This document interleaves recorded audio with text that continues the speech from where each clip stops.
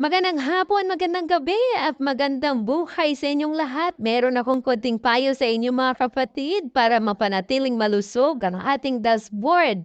Sundan niyo po ang aking sanaysay. Ano natin mapapanatili na healthy ang dashboard natin? Manood tayo ng Reels video ng kapwa natin content creator. Mag-react tayo sa video or post nito. Mag-iwan din tayo ng isang mensahe na mapapansin nila. At bilang simbolo ng ating pagsuporta sa page or profile nila.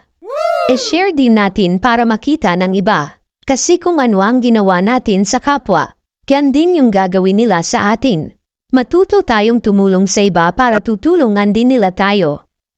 Tama po yung kasabihan na kung ano yung ating itinanim ay isa din nating aanihin. Ngayon kung nagustuhan nyo ang aking video ay huwag kalimutang i-share, mag-comment at mag-like at ito ay inyo pong ibalita sa iba nang sa ganon ay marami po tayong matutunan at masiyahan.